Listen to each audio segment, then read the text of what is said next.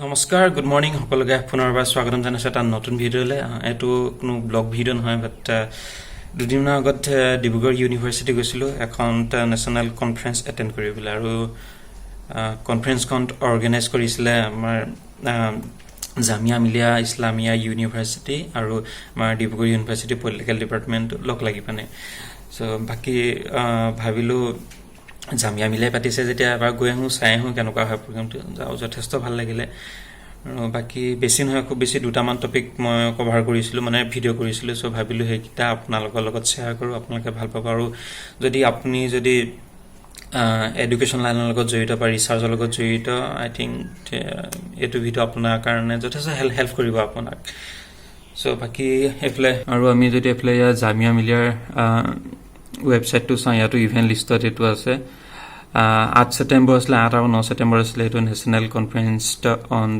Youth in contemporary India এই টপিকটোৰ ওপৰত পাতিছিলে ছেমিনাৰখন আৰু বাকী ছেমিনাৰখনৰ ভিডিঅ'টো চাওক আৰু এইফালে ইয়াৰ 9 তাৰিখৰ প্ৰগ্ৰেমটো 8 তাৰিখে অহা নাছিলোঁ মই আৰু ইয়াৰ ইণ্ডিয়া মেৰি কনফাৰেন্স হ'ল আৰু এইফালে এই বাগৰাকীয়ে পেপাৰ প্ৰেজেণ্ট কৰিব এতিয়া বাগৰাকী JNU ৰিচাৰ্চ স্কলাৰ হয় Research Scholar, Theatre and Performance Studies, School of Arts and Aesthetics, Jawaharlal Nehru University. I request Sumpee to please come on to the days. I would request the organizers to arrange for a seat. So the title of the paper is The Youth and the Body Practices in a Sattra. I'd like to begin my paper with a very personal note which connected me to this whole subject of Sattra. My location as a native female ethnographer in the whole process of ethnography. Then I will proceed to talk about Sattra and Mati Akhara and finally on the relation between youth identity and Sattriya body practices. As far as my methodology is concerned, I am incorporating ethnography, historiography and different Foucault's discipline and punish approach. So after I did my masters, I went outside Assam, first to Tripura and then subsequently Delhi. Everywhere I go, I found myself always attached to this Sattra. Sattra is a religious institution or monastery based on Neo-Vaishnavism philosophy.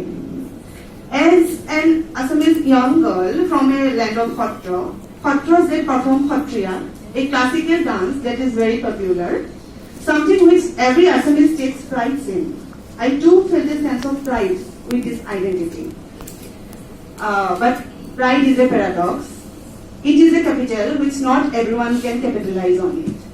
I was born in a Sutiya family and not in a Hindu upper caste family and therefore not privileged enough to inherit this cultural capital by birth. That is a different matter. When on the other hand, it is a matter of pride for me, but at the same time, it is also a matter which is very interesting to me as to how this identity is made. So here I am going to address a couple of questions as per my research objective. So I am going to read it out so that I don't miss any important point. I hope it will not make you bored. So my first question is, do you know how did Sattriya dance or Mati Akhara practices acquired a classical status? I am mentioning this classical status because he is Sunil Kothari, a renowned dance scholar of India, played an important role in this whole context to make Sattriya a classical dance performance. He was originally a chartered accountant who turned to dance research to advance his career prospects. He had titled a book called Sattriya, the Classical Dance of Assam, in which he has written the introductory chapter and also with scholars like Dr. Maheshwar Nehru. In order to document the body practices in Sattra and justify its classical status. So the project was supported by Sir Dorabji Tata Trust, Hongit Natak Academy. I am requesting you to please pay attention to the who is patronizing this whole process. So Dr. Nehru was advocating for the classical status for Sattriya long before Sunil Kothari. By then, he had already made several paper presentations at national conferences on Sattriya dance, outlining its classical elements. And in this purpose, he also made collaboration with a foreign scholar, Farley Richmond from Michigan University.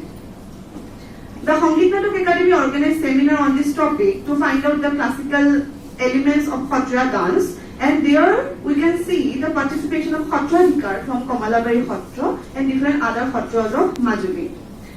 Kothari started studying the classical aspects of Satya under Dr. Maheshwar Neok. Subsequently, he had received a grant for documentation of Satya from Home Ministry of India. Documentation and study was facilitated by Sri Chandra Das Goswami, Satradhikar of Kamalabari Satra in 1966.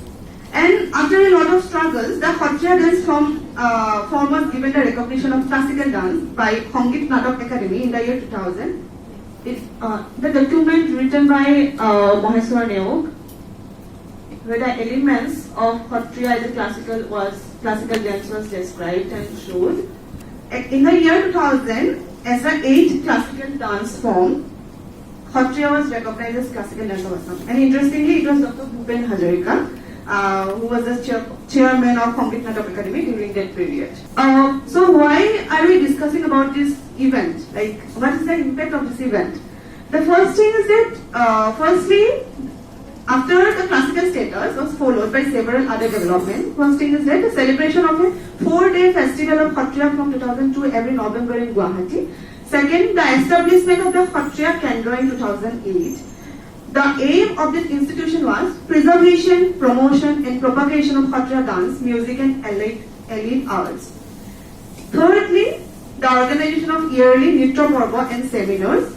Fourthly, Kothari observes that since its recognition as an 8th classical dance form, Assamese dancers have been performing Satya even more widely. Today, Satya dancers have crossed national borders and are a part of the world dance scene. So now coming to the main question, what is the relation between Satya dance practices and the youth identity? Sangskritiban Asamiya Navaprajanma identity. Practices produces culture. As you can see, Satya or Matyagra as a body practices has a certain notion of age. In most cases, we don't see people of all ages practicing or performing Satya. It is usually the young ones who represent or expected to represent and protect and preserve the Satya Sangskriti, the pride of Assamese culture.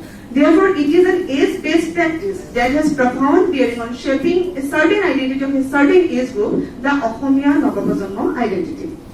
So how exactly Satya or Matyagra practices are used to shape this identity? I argue that among the many ways, two noticeable ways are: first, to documenting the classical in Satya. Second, by making a Satya body. Now, what does documenting the classical means? Documentation is a process of objectification and subjection which makes individualized norms for every pupil based on her nature. It is an act of pinning down each individual in his particularity. So if you remember, I have mentioned and I have shown some picture documentation process through writing description of the body gestures and by photographing the performance in dance postures. So it was the technologies of writing and camera lens that has helped to pin down the identity of Satya. The photographs taken were both of young women and men in different postures of performance representing Satya, and interestingly, all of them are young people and not of old age. You can also look at the book by Sunil Kothari, Satya, the Classical Dance of Assam, for your reference. And Foucault argues that writing is a form of power that constitutes an essential part in the mechanism of discipline. Writing also has certain political functions. So the documentation of Satya was an act of normalization, a whole meticulous archive of body practices which pinned down a fixed identity of Satya as classical. This intense documentation resulted in an accumulation of Satya knowledge, and thus a whole series of codes of Satya discipline emerges from it, and it has made possible to qualify, classify and punish and judge and differentiate the bodies of monks with the help of the disciplinary instrument of surveillance and examination. How this body is constructed? Drawing our attention to the monasteries, Foucault argued that the disciplinary method that existed in there was related to asceticism. Although the discipline of an ascetic life requires renunciation and obedience, its principal aim was to increase self-control of each monk over his or her own body. When Foucault talked about the body of an army or military force, he made some differences and said that while one can view the discipline in army as a dissociation of power from the body, the same cannot be said about the discipline in monastery. So he talked about in monastery, the monk they got the control over the body, so their disciplinary actions are made or conducted to bring control over their own body. But the question is, how much of this remains true in case of Kshatriyas? Thus, the bodies of the young bhaktas that practices Kshatriya are still able to retain their hold over their own bodies? If yes, how? And if not, how power is dissociated from their bodies? So, the description was used to be a privilege, and the enthusiasm of Kshatriyas and monks performs to let the researchers use them as object and subject may be seen in this light. And of course, as I have mentioned, Foucault argues about the examination as the center of all disciplinary procedures. So, as I have mentioned before, the development of institutions like Kshatriya Kendra, Sangit Natak Academy, and these institutions hold the bodies of monks and their practices in a mechanism of objectification and subjection. So, the documentation of the prevailing Kshatriya practices given here from the rituals, so the ritualization of body practices ensured the physical indoctrination of the pupils. The classical status of Kshatriya open opportunities for certain bodies. Their bodies have to be in conformity with the classical to avail certain opportunities. And at the same time, it is also excluded some bodies from availing the same opportunities. And that is why we rarely see lower caste or non-Hindu or non-Assamese as Kshatriya teachers and dancers as well. So the collaboration of Kshatriya and state is to be seen as the superimposition of disciplinary with sovereignty majestic power,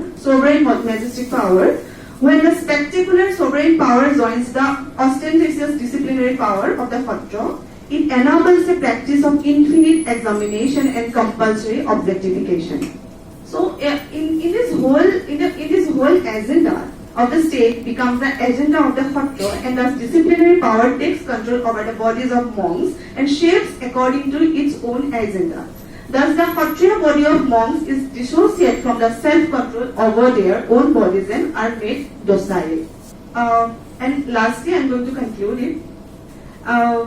What are the impacts of consequences of this to making a certain kind of body?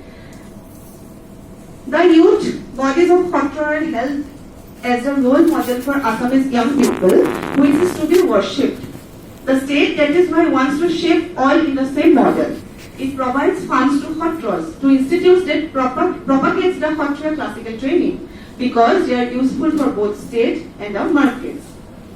For state, they are bodies which gains their political legitimacy, and for markets, Kshatriya youth identity leaves scopes for them to earn profit.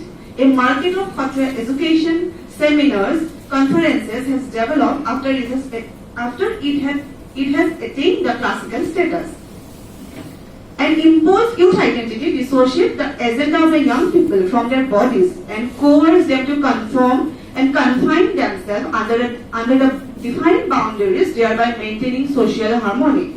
Thus, it tries to build a homogenized collective identity of youth that is docile and useful, and deviation from it invites social boycott from the cultural membership of the community. Ratul, a 15 years young monk, I'm changing the name here, he mentioned, Amar বহুত মন যোৱাৰ সত্ত্বেও আমি ৰজনীগন্ধা KP খাব নোৱাৰো, কাৰণ এইবোৰ অখাদ্য খোৱা নিষেধ, নহলে দেহটো অসুচি হ'ব। যদি ধৰা পৰো আমাৰ শাস্তি হয়। বুঢ়া ভকতে শাস্তি দিয়ে আৰু আমি মানা কৰিব নোৱাৰো, কোনেও মানা কৰিব নোৱাৰে। ময়ো মাৰা খাই থৈছো, সেই আজিকালি তামোলকে খাওঁ। স্কুলৰ লগৰবোৰৰ লগত কথা পাতিবলৈ নিদিয়ে, বেয়া কথা পাতো বুলি, ছোৱালীৰ কথা পাতিলেতো হ'লেই আৰু, নহলে উদাসীন ভকতৰ কি লাভ? আমাৰ দেহটোক আমি খুচি কৰি ৰাখিব লাগিব, দেহটোৱে আমাৰ সৰ্বস্ব নহয় জানো? আবেলি খেলিবলৈ গলেও গালি খাওঁ, ৰাতি ফাংচন চাবলৈ যাবলৈ নিদিয়ে। মই পিছে আজিকালি বৰ এটা নামানো, ময়ো নৰ্মেলকে জীয়াই থাকিবলৈ বিচাৰো। We are not allowed to chew gutkha as it's considered as unhealthy food, which makes our body impure. If we are caught by doing so, punishment is given by Burha Bhakat, the head of their Boha, and no one can oppose it. I was also beaten up, so I eat bitter nuts nowadays. We are not allowed to talk with school friends. What if we talk something dirty? You cannot talk about love affairs or girls. What's the point of living a celibate life then?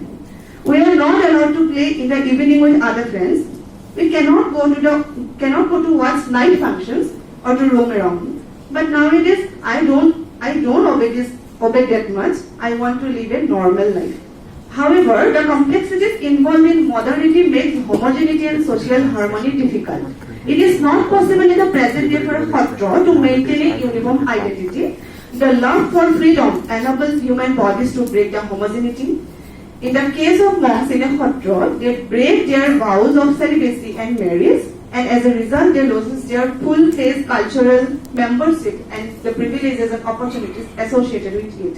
Therefore, these are the very changes effected by the exentive Assamese young people, which are often perceived as threat to Assamese culture and identity.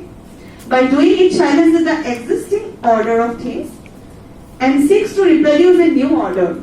The powerful groups in the society then tries to retain the old order by deploying the discursive power of the problem-based perspective of youth and portraying those very actions as social deviance. Devasis, a 16 years old monk, young monk. Sumpee, I would request you to kindly bind. Yes, I will tell you.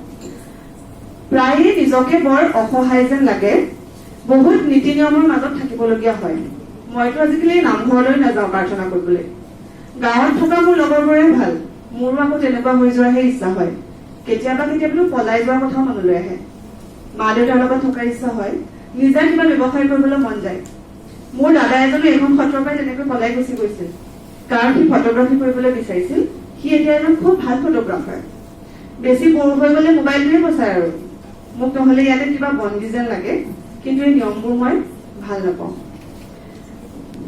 Thus, the young bodies of the monks in a Satra are in a perpetual tension and struggle between the tradition and innovation, the imposed identity and the exentive self-identity. So here I am going to conclude my presentation. Thank you so much. Thank you, Sumpee. So yeah, is Bagoraki paper presentation to Baki Bagoraki Miss Sumpee Borah, a research scholar of Theatre and Performing Studies, School of Arts and Aesthetic, JNU. এতিয়া lunch break আছে চ' তাত যাম আৰু এইফালে guest হাউচত ধুনীয়াকৈ লাঞ্চটো দিলে ধুনীয়াকৈ দিছে বাকী খাই বৈ লওঁ ইয়াৰ নেক্সট পাৰ্টটো নেক্সট ভিডিঅ'ত দেখাম চাই থাকিব